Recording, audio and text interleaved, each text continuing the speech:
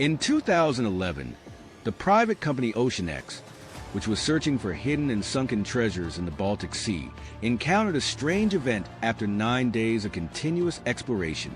On their way back home, their sonar device, which simultaneously scanned the seafloor, detected a massive, circular structure deep in the ocean. The crew, confused and stunned, immediately sent a 3-person team to investigate this mysterious phenomenon.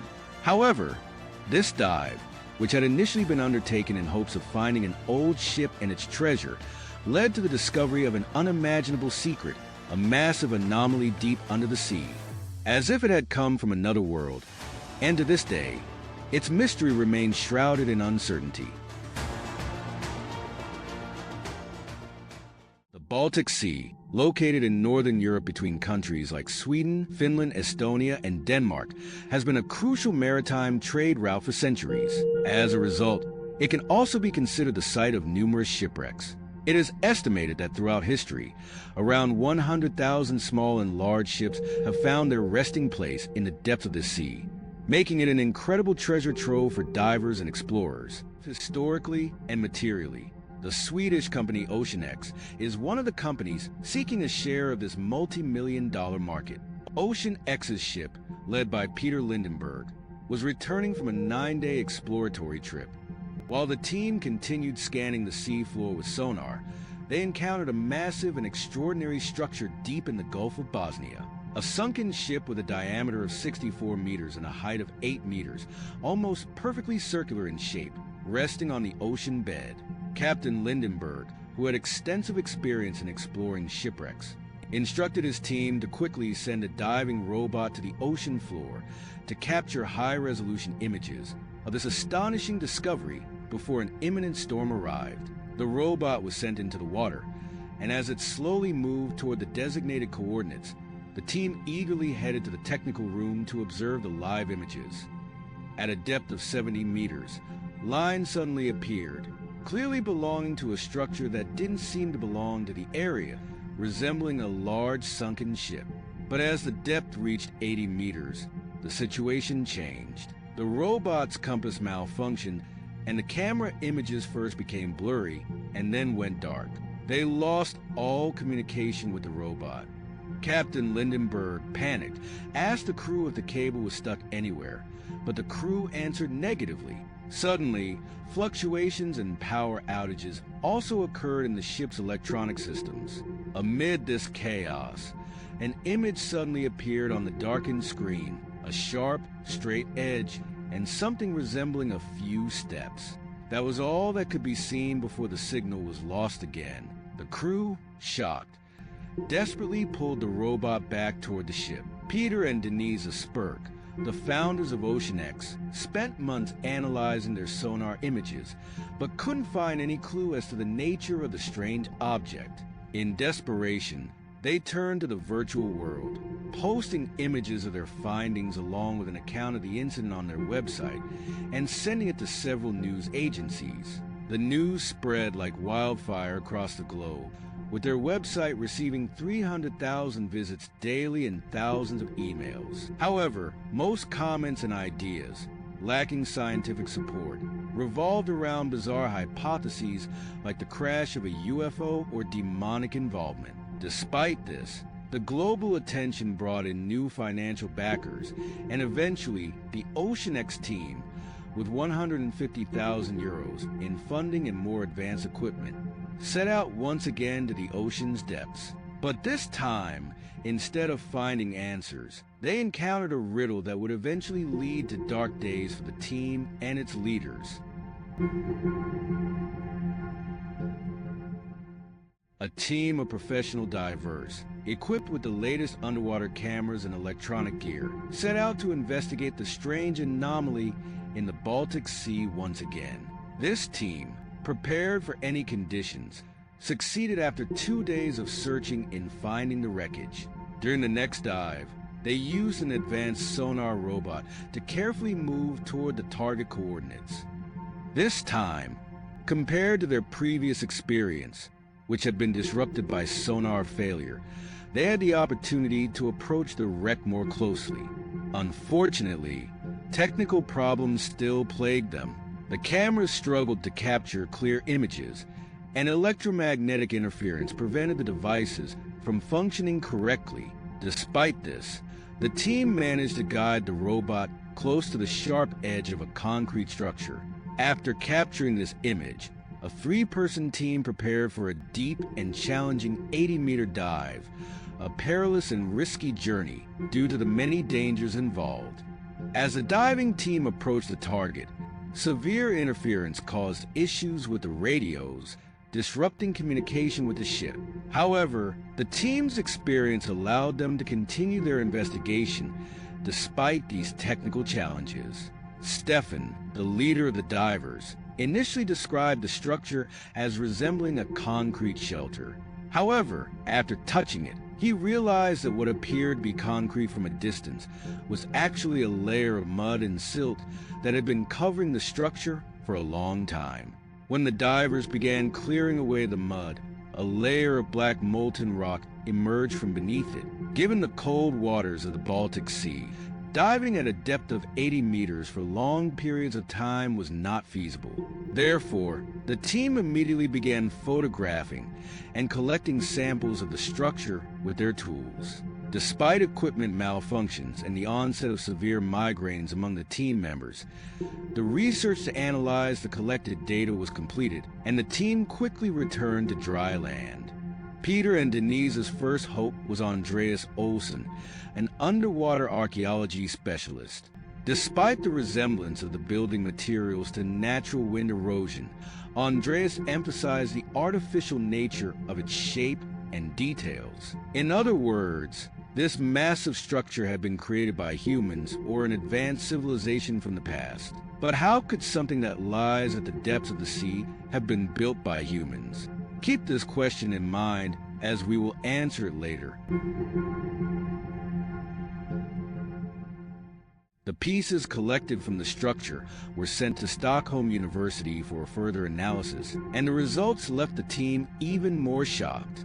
They discovered that the black structure hidden beneath the layers of mud and silt was actually made of molten basalt. However, there was a problem. No volcanic activity had occurred in the area surrounding the Baltic Sea for thousands of years. More specifically, there had been no such activity in the past 10,000 years. So, where did this molten basalt come from? Even more interesting is that if we assume the structure is indeed made of molten basalt, what do the sharp, polished edges, the engraved circles at specific points, and the holes with regular triangular patterns within the frames mean? These features do not naturally form underwater. At this point, we must analyze the data and present some theories.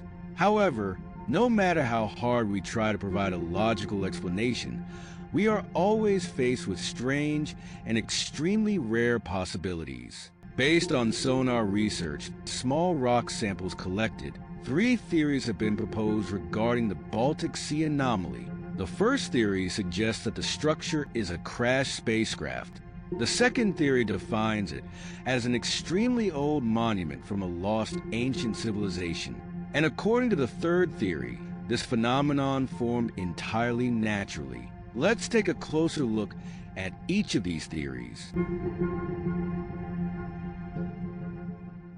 The supporters of the first theory can clearly be seen as individuals playing in the senior management roles of the company, because the appearance of this structure unmistakably resembles the Millennium Falcon spaceship from Star Wars. The precise circular shape of the anomaly, along with the indentations on it, further strengthens this hypothesis. Additionally, the 3D modeling conducted on the seafloor fully supports this possibility. Take a look for yourself. This image shows the 1,500-meter distance between the structure and the nearest hill. Doesn't the unusual detail catch your eye? The hill has been split into 2 parts due to a severe collision, and by tracing the deformation on the seafloor, we arrive at a structure whose front part seems to have been destroyed from the impact. It seems that geological evidence truly presents us with an image of a collision. You might wonder whether this anomaly could be the remains of a meteorite. This theory makes perfect sense, as the basalt layer on the structure contains minerals that don't belong to the area. This suggests that these minerals could have been brought there by an asteroid. However, two reasons reject this theory. First, it seems unlikely that a 60-meter asteroid would leave such a significant impact after entering Earth's atmosphere and colliding with the water surface at a depth of 80 meters. Second, there is no evidence of nuclear activity caused by the asteroid impact in the area. Some believe that this area may not have been underwater at the time of the collision and was later submerged. This hypothesis seems quite plausible. However, the main issue lies with the sharp and polished edges of the structure. Meteorites that impact Earth lose their sharp edges due to the melting caused by friction in the atmosphere, generally disintegrating without leaving any remnants. However, as we said, this is not entirely an impossible possibility, so we should still consider it. The second theory claims that this structure is man-made. This brings us back to the issue of the land being above water at a specific time. It's important to note that between 12,000 and 13,500 years ago, during the Younger Dryas period and before the great glaciers melted, the Baltic Sea did not exist in this region. The melting of the Scottish glaciers and the rising water levels were the main causes of its formation. This theory seems quite plausible given the current salinity of the seawater. We arrive at a significant point. According to legends, this region was once part of the territory of a civilization known as Hyperborea, which is mentioned in many ancient narratives. Hyperborea, like the lost lands of Atlantis and Mu, is considered a mysterious civilization in ancient history. While this claim may seem strange, it doesn't necessarily mean it is baseless. Recent excavations on the island of Gotland, located in the Baltic Sea, have uncovered archaeological remnants dating back to 4000 BC and stone carvings of uncertain age. Based on this evidence, it can be speculated that an advanced society once lived in this area before the rise in water levels. This structure may have been built by them and, like Atlantis, submerged beneath the sea. Furthermore, the volcanic basalt covering the structure strengthens the connection between it and ancient mythical civilizations, such as Hyperborea, that existed before the Great Flood. As we mentioned earlier, there has been no volcanic activity of this type in the region for thousands of years. From this, it can be inferred that the age of the molten basalt covering this structure dates back more than 10,000 years. And if we attempt to fill the gaps with historical legends, we encounter the natural disasters that occurred during the Great Flood, a time when water levels rose and the Earth faced catastrophes like volcanic eruptions and solar flares. A period that all cultures have serious references to, believing that the ancient civilizations we mentioned earlier were destroyed and wiped from the pages of history for exactly this reason. Therefore, based on all the data, this theory doesn't seem so illogical after all. In fact, we are dealing with a structure that features sharp, polished lines, unique carvings, and electromagnetic properties, which was buried thousands of years ago before being submerged underwater. This indicates we are talking about something very ancient and historical. The last theory presented by scientists is a glacial theory. According to this theory, volcanic activity that occurred 10,000 years ago covered the region with gas clouds. Then, over thousands of years, the formation and movement of glaciers, followed by their melting, led to erosion and the creation of this strange rock formation. While this theory isn't as exciting and captivating as the others, it's important to respect the scientific approach. However, the problem is that there are no similar anomalies in this vast region. So how could this structure have formed by itself? As mentioned earlier, none of these theories have been definitively proven or disproven, and this is precisely why the phenomenon is referred to as an anomaly, because it encompasses every possible explanation. You may wonder, Aside from all these different and ambiguous theories, couldn't the mystery of this strange structure be solved with a third expedition, drilling into the body of the structure and sampling from within? The answer is yes. The OceanX team had thought of this as well. However, such a large-scale project required significant investment. Still, Peter and Dennis decided to go ahead with it. They used their connections to not only attract powerful financial backers, but also sold off almost all their unnecessary equipment to secure additional funding. Everything seemed almost ready. But suddenly, just as the project was about to begin, suspicious events and external pressures completely canceled the project, bringing OceanX's activities to an abrupt halt. Dennis Sprague recalls the events of that morning like this. I was getting ready for breakfast, checking the news online, when suddenly I saw our company's name on every news outlet. The American media giant, Fox News, without any evidence or scientific reasoning, gave its own explanation about the Baltic Sea Anomaly, claiming it was just a regular rock formed by the movement of glaciers. You might think, well, it's just a simple news story. What harm could it do? But things aren't that simple. If you're familiar with media dynamics, you'll understand that a major media outlet like Fox doesn't just release a story without reason. Just a few days after the story was published, a flood of media outlets and groups on social media worldwide began to spread this baseless news. But it wasn't just a news story being shared. They claimed that all the sonar images and photos released by OceanX were fake, and that the company was attempting to deceive the public and scam investors. This massive wave of unfounded accusations put the company in a very critical position. All the sponsors who were supposed to fund the third exploratory expedition began to cancel their contracts one by one, and Dennis could no longer find new backers. Furthermore, his and the company's reputation had been severely tarnished by the fraud accusations. In addition to attacks on social media and forums, the internet was flooded with videos mocking and ridiculing their company.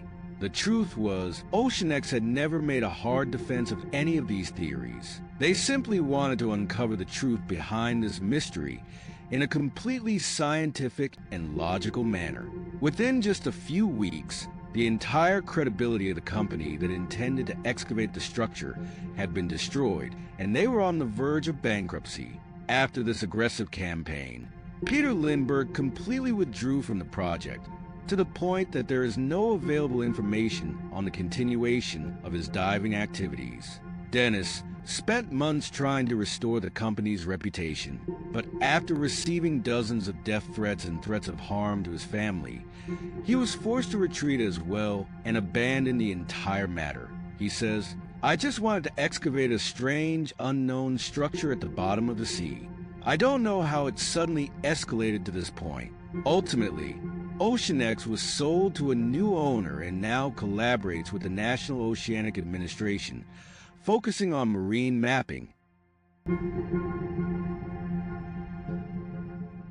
Once again, we witness how mainstream media can impact people's minds, destroying the lives of dozens of people and a successful company. Perhaps in reality, this structure is just a natural phenomenon. But witnessing these events, even if it seems illogical, it's hard not to think that there must be something unknown and strange down there, and that certain people are covering it up. The simultaneous occurrence of these events, just when the team was ready to excavate, only heightens the doubts surrounding it. Is it possible that the remains of a spaceship, which crashed on Earth thousands of years ago, exist there?